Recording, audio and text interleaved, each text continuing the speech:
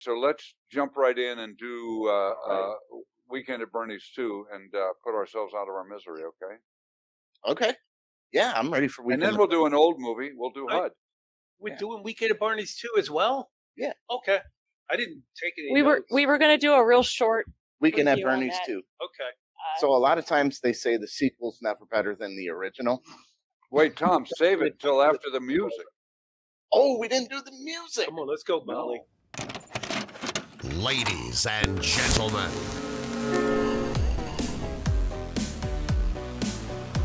Movies with Mark. Yeah. Excellent. Double feature Was today. that it? Mark. That was it? It wasn't very long, was it? I thought it was longer than that. Not Oh. long. So, Nice. kids, children,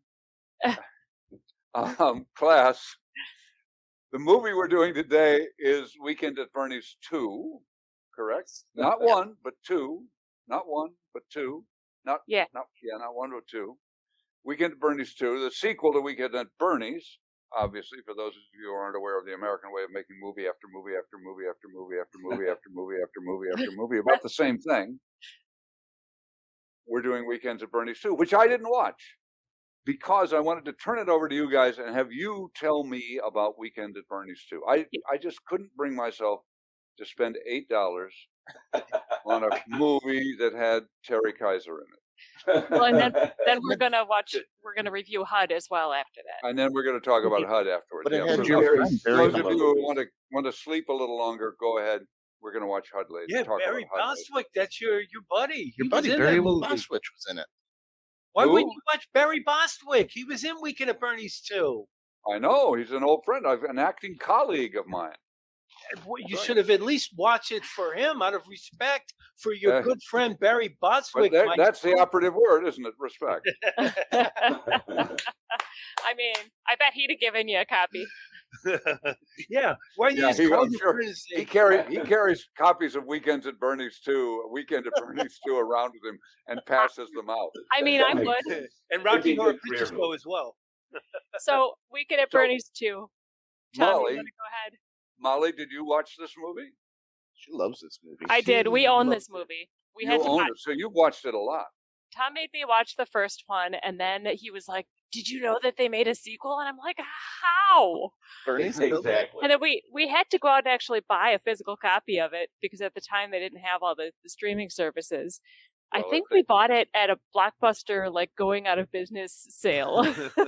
Oh yeah, yeah. So it Yeah. If was I'd like, only known what I well was used missing, I when would you have been got there. Yeah. Well, why, Molly? Why don't you give us sort of encapsulate the plot, the story? How do they get Weekend at Bernie's? Is about two guys who work for some guy, and their boss dies, and they have to keep him alive. Yeah, and there's this big scandal where, like, I think they stumbled upon, like, he'd been embezzling money from the company. right. And then he takes them out to this island, this like big party. Like, I think he was planning on getting rid of them so that they couldn't say anything. And then he ended up dying instead.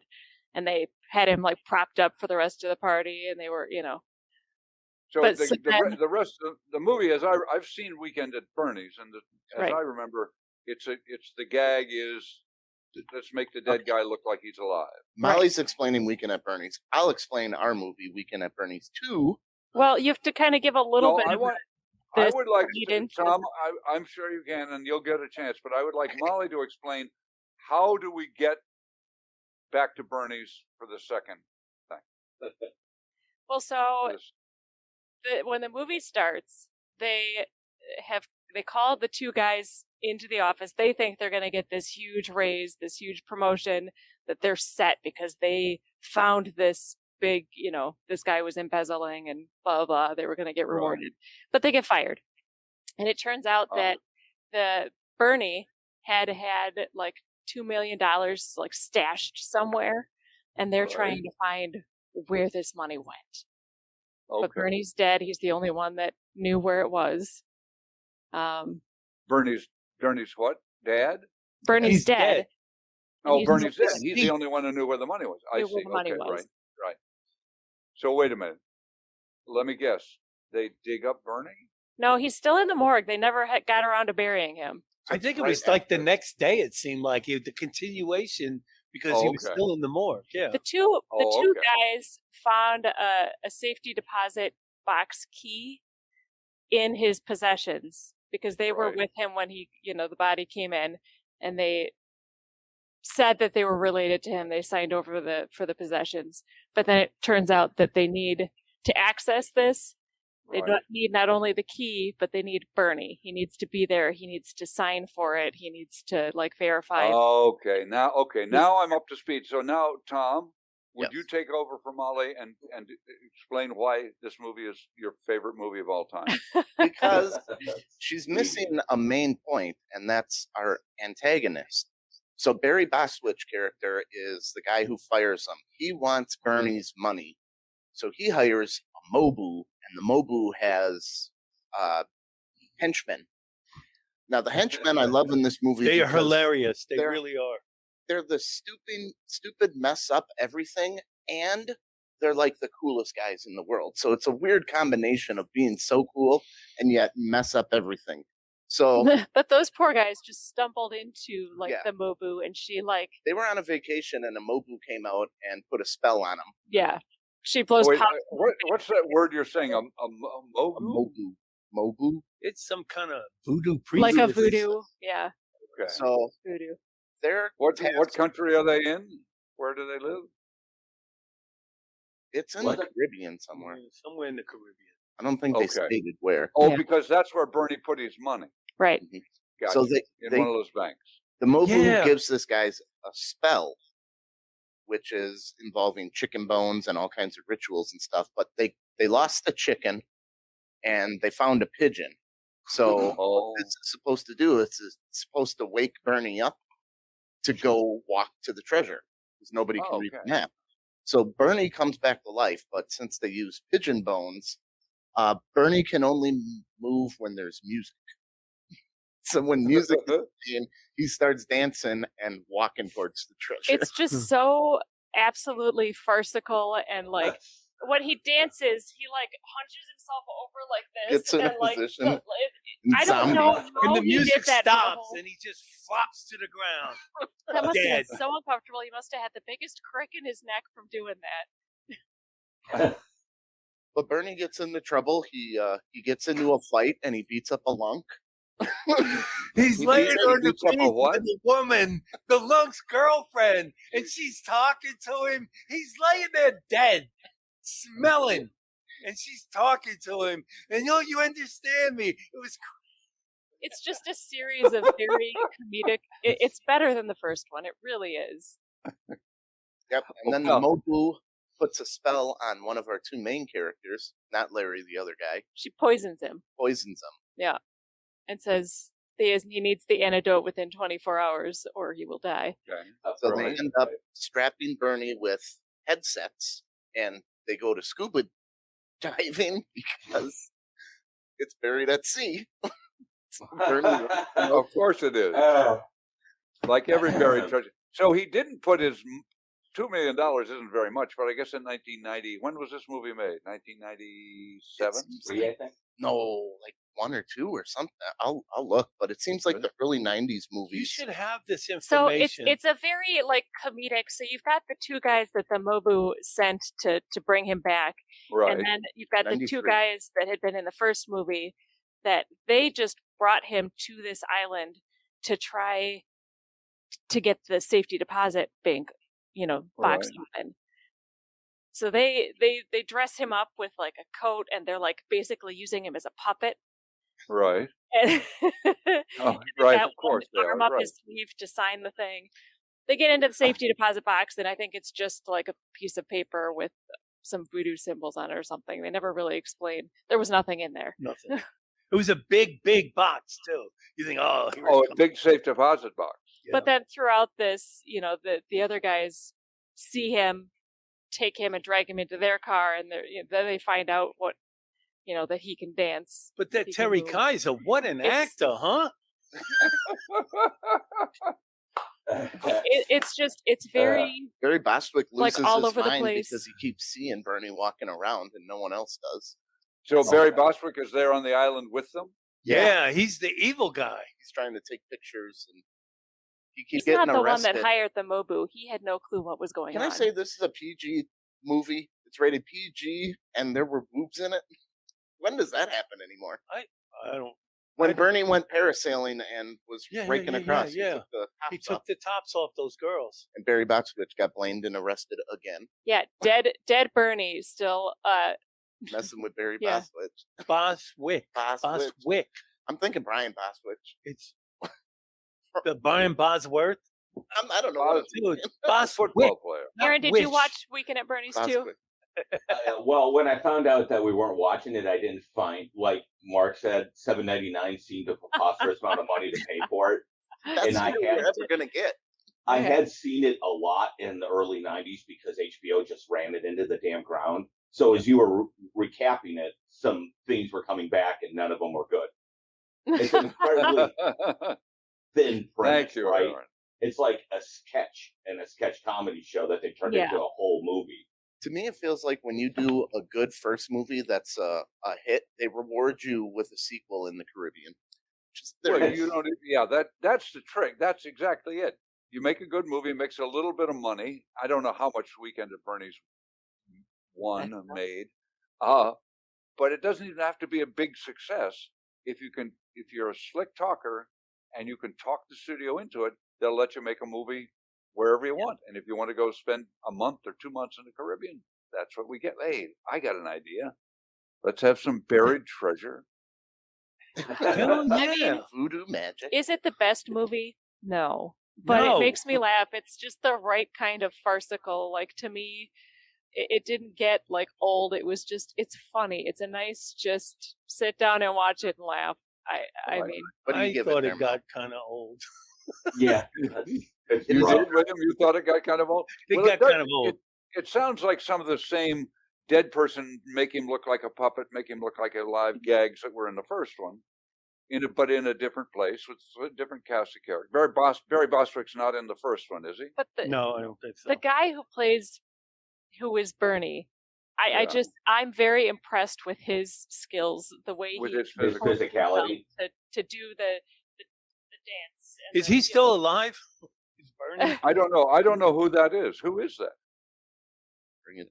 Every time the music starts playing, like from like laying on the ground, Isn't it Terry Kaiser? Terry Kaiser. Terry His Kaiser. leg So twitch. that is Terry and Kaiser. then he, So like, he gets up did become slowly. famous for this. He's Bernie, yeah. It's just Is he still alive? Born. Yeah, it says born, Oh. but not dead. Good. That's Good. Age always a 82. good sign. He's 82 years old. Yeah. Just had a birthday, August 1st. Yeah, I think he's done more writing than he's done acting, hasn't he? I don't know any of his work. Well, we're taking away from the real movie. So we Yeah. should just- All right, so go ahead, I give think your I'd score. give it probably a 3. It's not the best movie, but I mean, I think it's fun. I think it's fun to watch. I think everyone Right. should see it. Well, I I have to be honest with you. I was in the mood for kind of a I don't have to think movie. Let's Right. just laugh a little bit while I'm, getting over my heartbreak or from psoriasis or whatever I'm getting over heartbreak for this week. But I couldn't remember my PIN for Amazon Prime, so I didn't Well, watch it. Here, It was that easy. let's do this. Mail it to you. I will send you our copy, and you can watch it at There your you leisure. go. There you go. I think that's Oh, good. don't you watch it like every week though? You don't need No. it. They've I had think we enough watched it for a twice. while. Yeah. No. All right. What Well, is if this you Leia send me a thing? copy, I'll watch it and I'll send it right back. I want to. So Molly gives it a 3. Yep. Let's wrap this one up and then talk about HUD, guys. Okay, I give it a 2. Weekend at Bernie's 2. The best thing Oh. about that movie that I got the biggest laugh was the beginning when it was a cartoon. And it was great. And then the dog comes up and gives Bernie a sniff and yelps and runs away because he's dead. And it made me laugh. 2. That's what I give it. 2? Yeah. All right. Did Aaron go? Aaron didn't watch Yeah. it. Oh, you didn't watch Princess I've seen Leia? it. it. Okay. He's seen this. I'm So gonna he give You can look tell like you. Princess Leia, with those headphones. I'm going to give it a 4 because I like A the way 4? it's slowly more outrageous. Wait a minute. That's your favorite movie of all It's not time. my favorite movie. You guys are saying it. And you gave it a 4. I'm giving it a 4. It's a fun movie that he wanted to see everyone Man, else's you know you reactions want to give it about. a 5. Give it a 5. It's Stand not a behind 5, your it's a 4. stand behind your shit. You wanted The us all early to watch 90 it. comedies You are a little loved slow. it so much. All I right. said it was better than the first one. It's a 4. But apparently, according to you, and I'm very happy to hear this, it's not better than In the Mood for Love. No, Because I it's think not. you gave In the Mood for Love a 4.5. But when they're using them as, So what is it, a horse and carriage? They shoot him through the head, and then they hook horse reins to him and make him pull a cart. Yeah, he gets shot through the head like with a harpoon gun, Right. and then it kills Oh, the headphones. They have to find a way to get him back. And they, Right. And yeah, now they I bring have him a up headache. to a horse carriage. I'm Uh, so And then when they start empathetic going that's giving me a downhill, headache. his So feet he's- can't touch the road. He's but still holding the treasure, and Uh, he's pulling the I carriage remember that. and It's dancing. going downhill. You're giving me some unfortunate flashbacks. Love Yeah. that part. The voodoo part of the movie I found incredibly offensive, but, you know, The movie? that was some questionable white guy research on that shit. Oh yeah, Yeah, for sure, definitely. They did Well, get that, that. I do want to ask that. So sometimes they don't spend a lot of money on sequels. Did they besides going, if they spent all their money going to the Bahamas, are the effects good? I mean, does it hold together? Does it I mean, there's not challenge really your sense of effects. reality? It's got the effects where you obviously know it's a doll, but when he slams face first, it's almost like that doll weighs 10,000 pounds and rattles the whole building. I You mean, know, it's over the top. It's one of those over the top. It's cheesy, right. like intentionally. So there's a part where they stuff Dead Barry into a suitcase to get him Right. to the island. No, Dead Bernie. Dead Bernie, sorry. Dead Bernie. Barry. Dead Bernie. It's Bernie, Weekend at Barry's Barry. too. Okay. And it's obviously a doll because they're like jumping on the suitcase, but you can tell it's just like a doll. It Yeah. sounds like Aaron said. I think Aaron said. I didn't hear it because I don't hear Aaron that clearly. I don't know if anything Molly can do about that, but it doesn't matter. But it does sound like a Laurel and Hardy short in some way. Yeah. In You terms can of only beat that joke so much. its so towards the end, potential. There's a vaudevillian aspect to it. And that's why you dropped it to a 4. Yeah. I Well, will you do say Almost wrote- 3 hours of dead guy jokes in a row. they I did can write handle a 2.5 third one. hours. It's great. And then it's enough already. And it's enough already. So 3 hours of, we Why don't we can move on to the other Yeah. movie? All right, let's It's move sort of- on to HUD. Yes. Paul Newman, directed by Martin Ritt, starring Paul Newman, Patricia Neal, and now I just blanked on his name. William Douglas.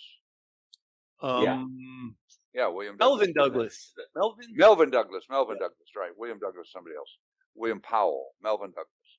And Brandon DeWilla, young Brandon DeWilla. And, I just zoomed into myself. What's his name? Interesting. The only interesting sort of funny thing about movies and movie stars about this movie to begin with is that Newman made The Hustler, big success and a great movie, which we should all watch whenever we get a chance to. And then he made HUD, and then he needed another hit. He went a couple of years without a hit, so he made Harper, which was written by Ross MacDonald, about Lou Archer, Ross MacDonald's detective, but Newman, being somewhat superstitious, wanted to change the name because he'd had such luck with movies that started with an H. So they changed it to Harper. Anyway, back to HUD. That's just a sidebar. I think HUD, first of all, just to encapsulate the plot, HUD is about a guy named HUD who lives on a ranch in West Texas where it's just flat and arid and a desert in a small town. And he is Paul Newman in this town. Set Paul Newman with his blue eyes and his good looks loose in this town, and he'll sleep with every woman in town, which he does, and that's With his his pink reputation. Cadillac. What? And this guy drives a pink Cadillac in a black and white movie. Luckily, I don't know that if it would have been if they'd shot it in color, I don't know if they would have made it a pink Cadillac, but maybe they would have. Well, they Yeah, pink do Cadillac. mention that it's pink a couple times. Oh yeah, several times they talk about it. And all the people in town Didn't I see your pink Cadillac parked out in front of Mrs. Jones's house last night? Yeah, I think I did. So he's he's sowing his wild oats all over, and he's getting on in years. He's getting up. He's the older brother. The father, Melvin Douglas, was the father to 2 sons. We find out early, and a drunken drive home. The Paul Newman character HUD crashed the car, and the older brother, the real golden boy, the star of the family, the one that is not the black sheep as Paul Newman is, died in the accident. And the father, Melvin Douglas, has never quite completely forgiven HUD for this. And the older brother's son is Brandon DeWilde. So Newman is Brandon DeWilde's uncle, sort of given the task of being a father to this boy whose father died prematurely. And the boy quite likes HUD.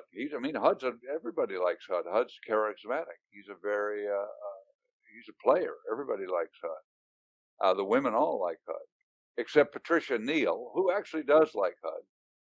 But she sees Patricia Neal is the housekeeper at this ranch, and it's not. What was that big television series in the 80s with Little House on the Prairie? Big Valley? Who? Big Valley? No, not Big Valley. That was Barbara Stanwyck, wasn't it? The one with the guy from I Dream of Jeannie with the light brown hair. Oh, Dallas. Dallas? Not Dynasty. Dallas. That's Yeah. it. Dallas.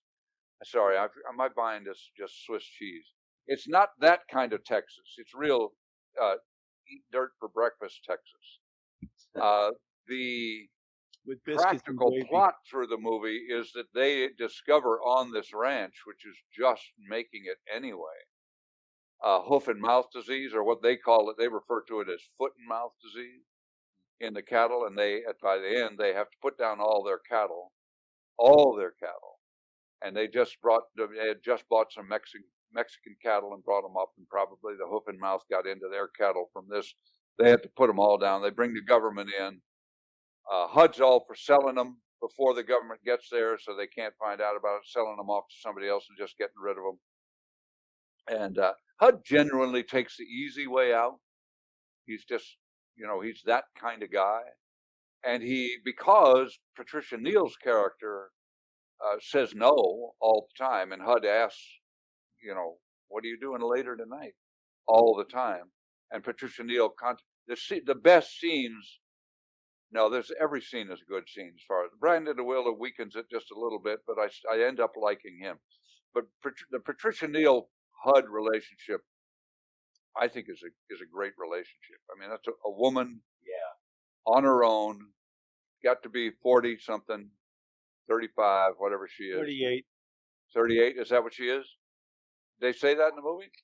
How did I? No, I just looked at her age and said, "Oh, she's 38." At the time that she made the movie, and that's why I said. Okay. Yeah, she's about 38, maybe a little younger. Who knows? But anyway, that's the story. It's just these people. It's just a movie about people and hard times people, but it's not about the hard times. It's really about the people and the family relationship. And it I don't know, it just touches a lot of bases, and it's very much about America, I think. It's got a real good feel for what America was like in the 50s, I guess, or 60s, parts of America anyway.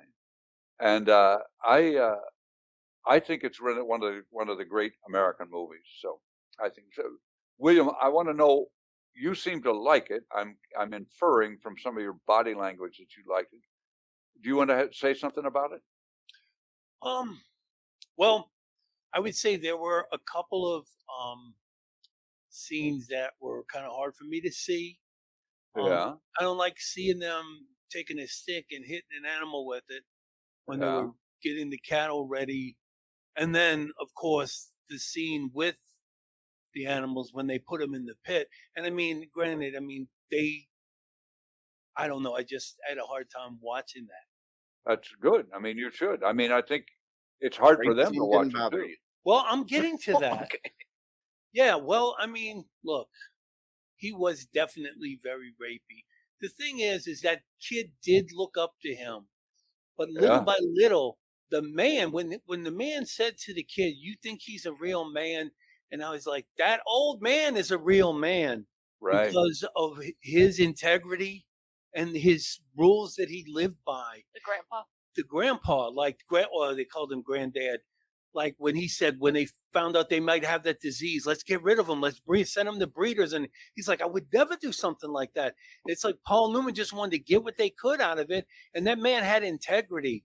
And in Yeah, fact, he told me, he said, I don't know how you came from me, you know, because it's like that man, he didn't say what his rules to life were, but as you watch throughout the movie, you got to see who the real man was. And yeah, then you got to see that relationship with that kid when Paul Newman was going to go after his dad and had him declared incompetent so he could take control of that ranch. That shifted quickly. And then he started to see that Paul Newman was not who he wanted to be. right, right. No, and it really does. We lived through the Brandon DeWilde character, and you're absolutely right. Melvin Douglas's character, Granddad, is uh, is exactly what you said. And he's an honest man. He's a dirt farmer. He's proud to be a dirt farmer. He's proud of his life. He's proud of everything except his son HUD. He doesn't understand his son HUD.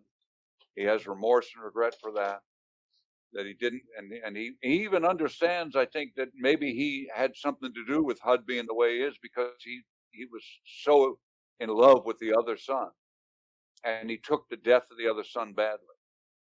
But he's Well, a completely honest man. Sorry, go ahead. You can interrupt me just wanted anytime. to say, yeah, well, the line that he said to him, like, well, when he was talking about, like, you've been holding that against me ever since it happened, and he said, I was sick of you long before that happened. Yeah, And that powerful. really struck the Right. chord. It's like, yeah, man, don't use that as an excuse. And he said, I don't care. Go ahead. He goes, that's the whole problem. You don't care. You don't care about people. And it's just like his words. He was very silent, but when he spoke, they were loud. I mean, you Yeah. felt what he said. He said this. He said, I had to write this down. He said, little by little, the look of the country changes because of the men we choose to admire. And I was like, whoa, Yep. that's true today. It's absolutely true today. Look where we are. Look what we're doing right now. Yeah, yeah. He said, No, he that's said- totally Heavy. true. It was heavy. He says in He's, that he's conversation, heavy and honest, and it's a beautiful characterization. I mean, Melvin Douglas really lives in that man. He's he's alive in that man, and he makes him live in all of us, I think, or he certainly does in me, and it sounds like he did in you. Yeah, absolutely. What Yeah, were you and saying, he's- Aaron? he says in that conversation, I wrote this down too. He said, you live just for yourself, and that makes you not fit to live with. That's Yeah. the very next line. You're That's like, exactly damn. right. Yeah, that conversation is like, wow. Well, And I even thought though- that was interesting because the old man, when he says he was sick of them beforehand, I think that was something the old man knew and had never admitted to himself until that moment, where Until he's that like, moment. you know what? Yeah, it turns out I've been sick of you for a long time. Yep. And I think it occurred to the old man at that point, like, Jesus, Paul Newman, that character, HUD's just an asshole. Oh, Like everything in the movie, he slams doors, he's grabbing food out of people's Parts on hands. flower Yeah. beds. He's Yeah. rapey. He's very rapey. You're like, God, this guy, but everybody seems to tolerate him like they knew a better version of him that we're unaware of. And then, the other thing about him, the kid gets kicked in the head by a cow. He slings him over his back and takes him up and throws him in the bed. Don't they know about concussion He protocol? hits his head a couple Listen, times idiot. Back then. when he's taking off the She said, you stairs. want me to take him to a doctor? By the way, Patricia Neal, when I saw her, I remember her as the old lady from the Anderson commercials. Oh, And then- really? Yeah, because I didn't know but when I saw this, if you close your eyes, the way she talked, the accent, she sounds like Miley Cyrus. I loved her. I thought she was great. I mean, I the think way that Patricia she Neal's phenomenal in this movie. She's Did she really, get an really Oscar good. for this though? Yeah, that's Did she get the Oscars? I know she Yep. got nominated. I think Melvin Douglas was nominated too, wasn't he? I think Oh, he 7 won, too. nominations, 3 awards. All right. Okay. But what's interesting about what Aaron says too, and about what you were talking about, he can say those lines. Melvin Douglas says those lines, which when we say them, or a lot of actors say them, they could sound preachy, but he lives in that character so beautifully, so completely, that it's not preachy. It does sound, like Aaron said, like the first time he's thought of it. I've been sick of you from long before that. He won Best Supporting Actor. Oh, he won? Mm-hmm. Excellent. The whole movie felt so real. It was very realistic. I like that there was no score to the movie. There's no music playing in the movie unless it's coming from a source. From a radio, and it just pulls you in, and it feels like you're just watching this unfold. Yeah. I have family from small towns. Part of my family were farmers, and like it just sucks you in. And it was terrific. It really was. Yeah. I can't believe I hadn't seen it. Except for Lon, they all hated music. They kept telling him, turn that noise off. Turn off the radio. Paul Newman turned the radio. The old man told him to turn off that noise. That poor kid just wanted to carry his little radio around. He can turn it off. That's one of the points. I'm glad you noticed that, because that's a point that the movie is. A lot of critics have written about, that they don't use music because it really allows you to live in the moment, and it's very real. But I think is it James Wong Howe? Who look up? You got it up there. Who's the cinematographer, the director of photography? James Wong Howe. James Wong Howe. That's incredible. Incredible cinematographer. He was one of the guys. I think he put roller skates on and got in the ring in Champion with Kirk Douglas in the movie Champion, and did some of. I think that was him. And but it's still as real as it is.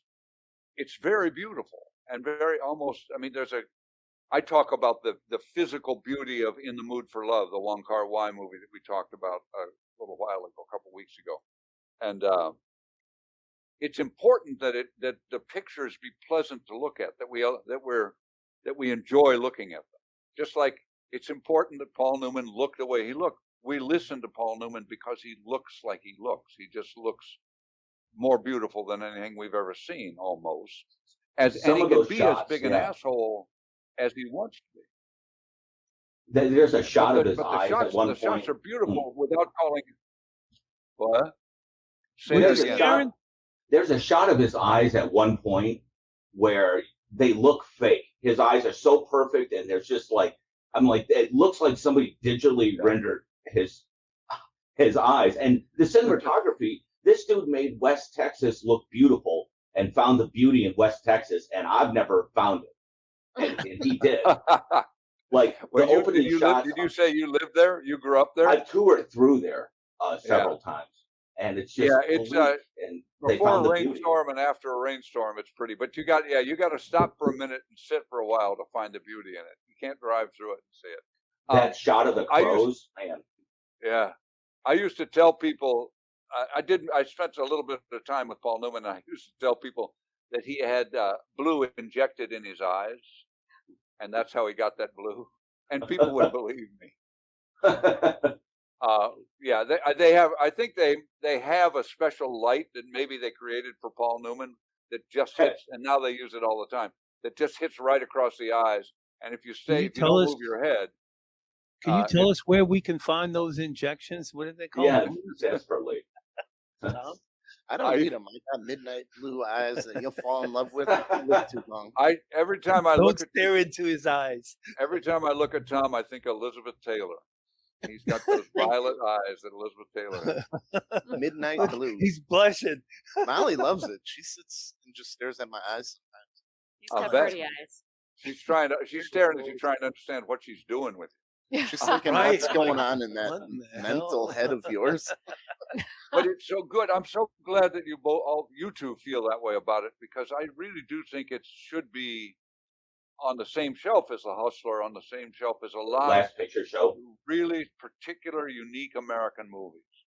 It's not showy.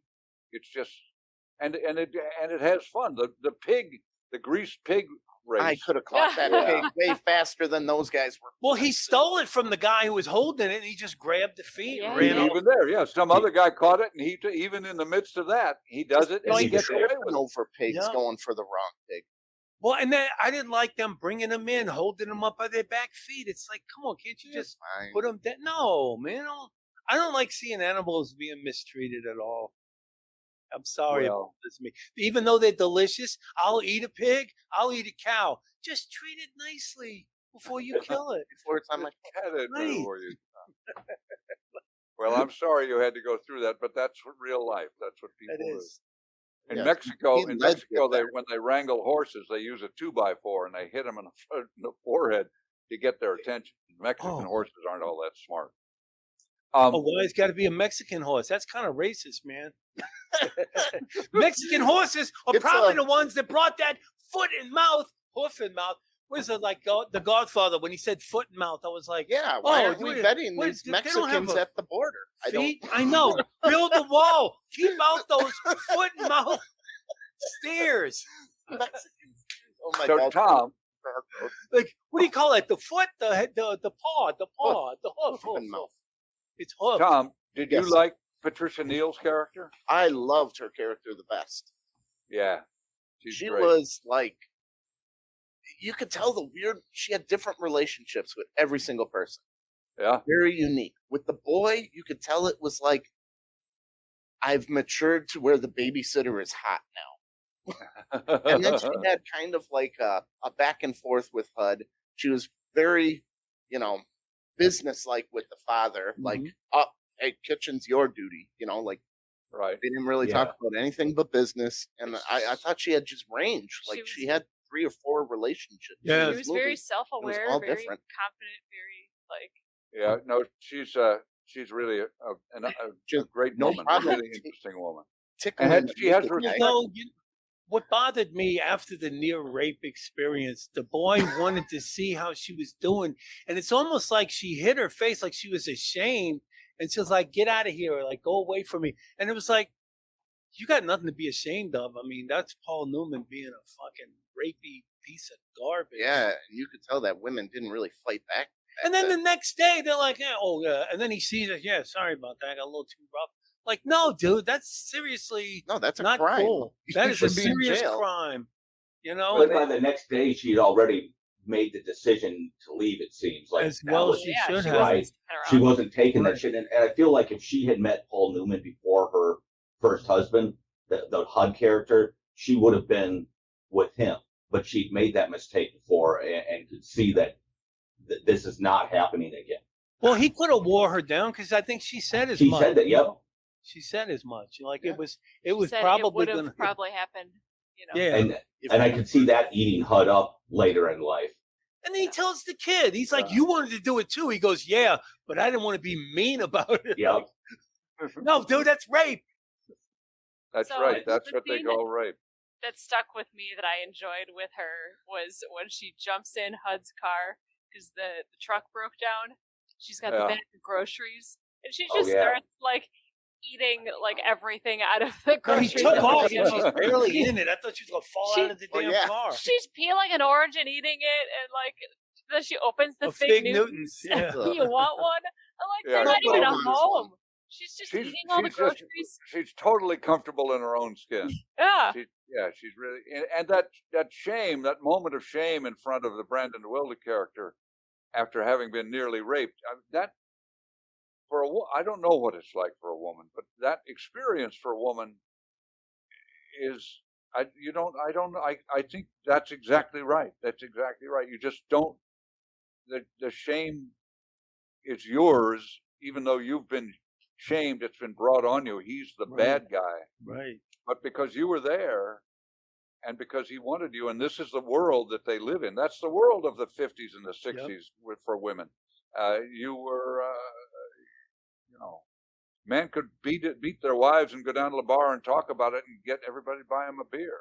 And because he didn't rape her, she's the one that got away. Yeah, That was what the one that got away. It's like, Jesus, are you kidding me? I think he was basically saying that no one had ever resisted him before because he was so irresistible. Well, he said no one had ever said no. Half-hearted attempt. Hey, I'll buy you some chocolates and maybe some perfume from the drugstore. He's really? Used to just stumbling into any married woman's house and having his way with her, and then going on his merry way. You gotta go about things the right way with this lady.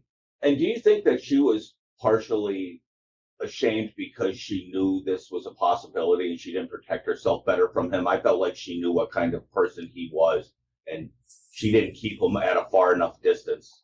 I didn't read it as much as shame as I read it as that she was just upset. Yeah, she's mad at herself for letting it happen. When HUD came out drunk and they showed her coming out of her house, and then she went like, "Oh fuck, I shouldn't have came out," kind of. Yeah. And then she ran inside, and that's when Paul Newman. And then what the hell? Her. She can't get that door locked. It was I know. Like she's fumbling around. And it's like, come on, man. He fell coming up the steps. She had plenty of time to lock that. Maybe she kind of wanted it a little because when he busted the door, she fell onto the bed. How convenient. Stop talking. I'm kidding, of course. Good. See what she was wearing? She was wearing a toga. Toga. She was like a house servant. I don't think. Well, she's a paid employee. Right. She didn't have shoes. Limits your range of self-expression. Barefoot and one like sheet with holes cut out of it. It's like what she wore. Weird. She's slapping the shit out of the moth. I just love her. You know what's funny is that we watched this movie last night after I came home. I had been over at my parents' for my brother's birthday, and his girlfriend doesn't wear shoes. I went out. I ran to her house with her, and she jumped in her car with no shoes. I was like, "You're not wearing shoes?" She's like, "Yeah, I don't unless I have to. I keep flip flops in my car in case I have to go in somewhere." There you go. She just doesn't wear shoes ever. That's fine. She must have good feet, tough feet. Yeah, you're tough. They toughen up. I used to not wear shoes in the summertime. Well, and I had never noticed that before with her until this, because she had to run to her house and she was like, "Hey, you want to come with me?" And I was like, "Yeah." "You're not wearing shoes." She's like, "Yeah, I never do." And then we watched this movie with the maid who's never wearing shoes. And I was like, what? And Molly doesn't like showing her talons off. Huh? You have to get her. I'm not wearing shoes. You have to get her only page to see those talons. Oh, no, I'm barefoot right now. Are you really? Yeah. Don't show. Are you going to be barefoot more often since you saw Patricia Neal barefoot and your brother's girlfriend? Maybe. She was very sexy. She was. She was my favorite character. I personally, I like the old man. Unpopular opinion, didn't. The old man, without a doubt. I didn't like Paul Newman's character. No. I didn't either. I did not enjoy. I don't think he acted well. What? I thought the acting was fine. The way Paul Newman acted, it came off as, God, I got to do this fucking movie. Let's get it over with. That's the way I felt. What? Oh, really? Oh, I didn't get that impression at all. No. I thought it was one of the greatest performances I've ever seen. Yeah. Oh, it seemed like he wasn't trying. No, I thought the acting was brave. Great. I mean, I didn't like his character. For a movie star to play, for a movie star to play that character in those days was really brave and courageous and good. To play him with all the wrinkles showing. Right. It seemed like they didn't need a car scene, but Paul Newman wanted a car scene in it. I kind of got like, there's no reason they're showing him drive up. I thought about that too, because he's a race car driver. He's a race car driver, so we have to have the fast car scene. I'm like, Paul Newman wanted. I don't know. I was watching that while eating chips and dipping into Paul Newman's salsa while I watched it. It was awesome. And also the kid, I thought that character got better, and even that character, maybe the worst character in the movie, still had development and it had a solid end. Yeah. It was still a well-written character.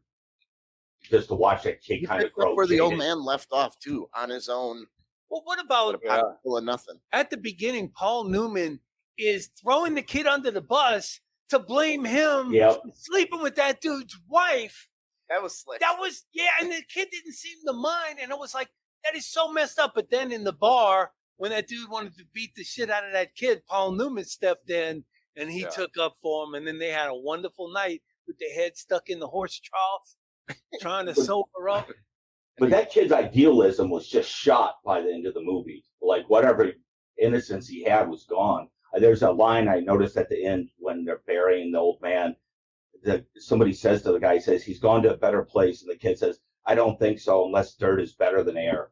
Yep, yes. I remember that. Damn, that's the end of that kid is now an adult. That line he's an adult. He's seen some shit. That's right. He's crossed over.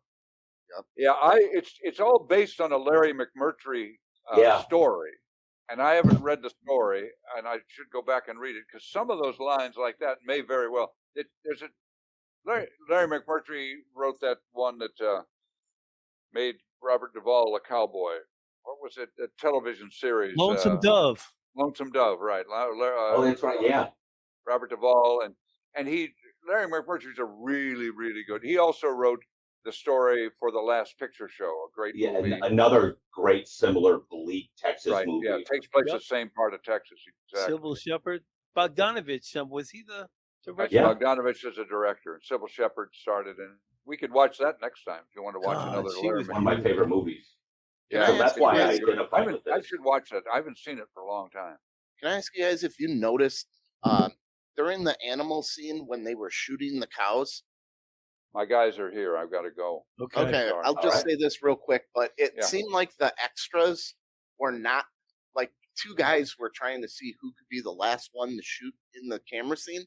Did you notice that? No. It was like two guys. They were shooting, and then one guy at the end was like boom, and then the other guy was like, well, because you see one or two of them moving though. And then the other guy was like, well, yeah, no, I don't think that's it. I mean, like you still see them moving and you shoot. Right. That I think that's brilliant. That I did notice that. I didn't know what you're talking about. That last guy steps up and takes the last shot because that's what it's like. William's right. You got 1,000 cattle or 500 cattle, 200 cattle, whatever, and you're shooting them one at a time. Some of them are not going to die with one shot, so you got to watch and see which ones are living and put them out of their misery and kill them when he steps up. That the rhythm of that shooting of the cattle is part of what makes it, even if you're not as sensitive as William is, that makes it really hard to watch because that makes it somehow very real. About it. Instead of just bang, bang, bang, bang, bang, bang, bang, done, it's a bang, oh wait, bang. Then now we're really killing stuff. Now, I'm sorry, I've got to go to my next thing. All right, should we do a quick? Yeah, let's do it quick. Let's quickly rate them. Mark, why don't you do a quick rating and we'll finish up. I'm going to do a 5. I mean, I know I give a lot of movies 5s, but most of the movies I want to watch are movies that I really, really like, and I don't even want to talk about or watch movies that I don't think I'm going to like a lot, like Trip to Paradise or whatever that one William recommended. Wait, no, it's But I will go as soon as I find out what my PIN number is. I will go and watch Weekend at Bernie's. No, I'll wait until Molly sends it. We'll send it to you. I'll watch Weekend at Bernie's too, out of respect. What's for our you next guys. movie though? Our next movie? Yeah. Do you want Weekend at Bernie's 3? No, yeah. I'm kidding. Did they make it 3? Oh, please no, please no. The script. Let's watch another West Texas movie. Let's watch Last Picture Show. Okay. All right. I'd like to take that apart. I don't think it's as perfect a movie as HUD is, or as, I don't know. It's more about nostalgia, I think, than HUD is, which a lot of Larry McMurtry is about nostalgia. But yeah, let's watch The Last Picture Show. All right. Okay. All right. All right. Good, Mark. Okay. All right. We'll let you go. We'll finish our scores. We can Excellent. go around. Let's give our scores. I'll go. Yeah. I love the movie. I watched it twice. I watched it Thursday night. I watched it again Friday night. This is one of my favorite movies. I'm not giving it a 5 because of the cruelty to animals part of it. I'm going to take a half a point off. I'm going to give it a 4.5. 4.5. Pretty good. I'm going to go with William and give it a 4.5. Not because of the cruelty to animals. That's just real life. You liked that part, I didn't you? can handle it. No, you liked it, I'm didn't not you? sensitive. You liked it, didn't you, Birdman? Didn't you? You liked seeing those poor animals hit and held by their hind legs. Shame on you. I didn't like Paul Newman's acting. It felt fake. You didn't tell me. I know it's an unpopular opinion, but Aaron will never talk to you again. I just didn't like it. I thought, he's rushing through it. He don't give a fuck. Oh, but maybe that was it's his character. Maybe it was just that. Have He you ever didn't give a seen fuck. any That was other his Paul character. Newman movies? Yeah. Like Slapshot's my favorite. His whole character, though, Tom, was that he didn't give a fuck. Yeah, that was the whole thing. But His it dad looked even like- Have you said seen it. Cool Hand Luke? So It's all right. Did Paul Butch Newman ever Cassidy? look young? Butch Cassidy and Sundance. Was he born an old man? What do you mean? He's not an He old man. looks He's old like in that 30 movie. years old in that movie. I read a He looks review. 50. I read something on this movie that this movie, Paul Newman said 2 words that had never before been said on American like cinema before. Yep. Oh, you should have brought that up with Mark. What were Yeah, they? apparently bastard and Okay. SOB Huh. had not. No one had used those words In HUD? in American cinema In American cinema, they've never been said. Wow. Before HUD? Yeah. before this movie. Paul Newman's Okay. character was the first. Huh. All right, I'm I going to thought grab that some was popcorn. Molly, Interesting. what are you going? All right. Molly, go ahead. I'm here, baby. You look good today, too, by the way. Oh, Very thanks. badass. Is it my leather jacket? Yeah. I didn't really enjoy this film. I appreciated the acting. I thought the acting was good. I liked Patricia O'Neill So a Tom lot. disagreed with the acting. You thought Paul He Newman comes sucked? back just in time to rip my score again. I apologize. And to interrupt my review I hope- again. I always do that. I'm sorry. But you know, and I appreciate the realism in this, and it's different than a lot of things are filmed. But I didn't enjoy it. I didn't. The story was so kind of all over the place for me, and it jumped around from the town and the Relationships. yeah. I just Hey, quit Listen, helping Mom. her out with her review. Let her say what she does say. It's up my ass. You're I can't wait. feeding her lines. She's giving her review. Go ahead, Molly. Yeah, Molly, you didn't like it. What else? that's it. Very good. What did you give it? What score? Yeah. I don't know. Give it a. What'd you give it? I believe I'll give it a 3. 3. All right. Just wounds me deeply. This movie was so well made. I do understand though why people would watch this movie and not like it because it's unpleasant. It's bleak. Like from the opening shots of the movie, you know this shit's not going to end well. You keep thinking, well, maybe it'll come back negative. Maybe it doesn't have foot and mouth disease, but it's a bleak movie and it's just going to get worse and nothing ends well. And so Right. I can get that turning people off. But man, the cinematography was brilliant. I mean, from the opening shots, the way that it showed how lonely and big and isolated the country was, it just puts you in the mood from the opening shot.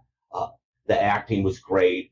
I just across the board, I really love this movie. It's really Yeah. one of my favorite films. I'd give it 5 out of 5 easily. The I get filmmaking that. end of it, so good. And I knew that my opinion was going to be the unpopular opinion. I But- mean, I can see the merit in it. I can see why everyone why I can it's see such why a good movie. You I just like it. I just didn't like it.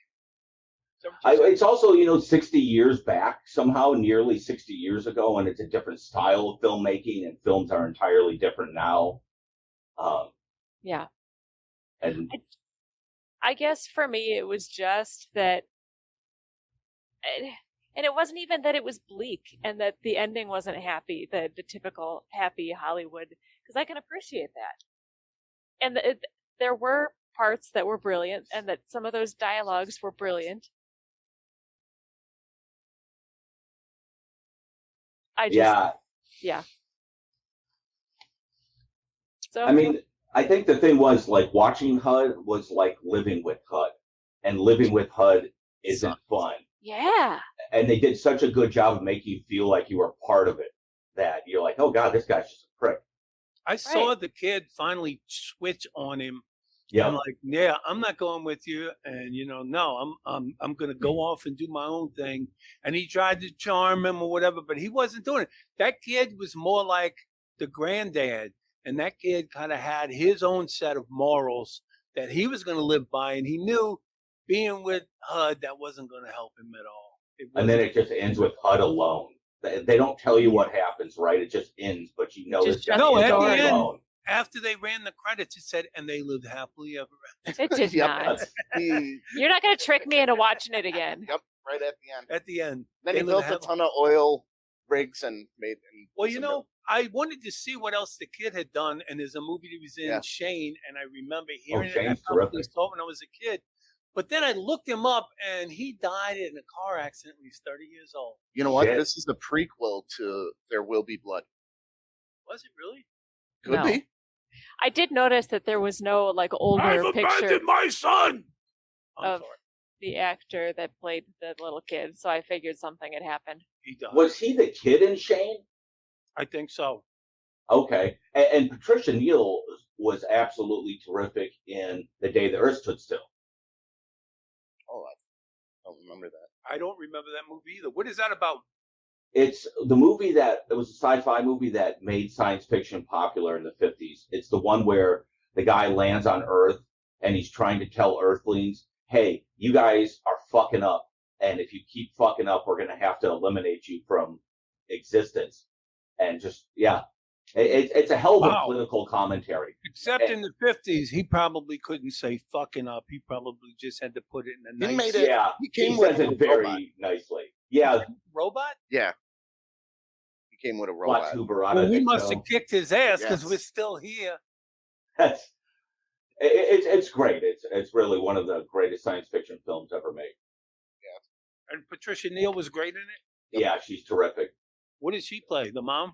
She's a mom. She runs a bed and breakfast, and this guy comes to Earth, and he's kind of shacking up with him, and the kid likes him, but because he's exciting and different, but nobody quite understands who he is and what his motives are.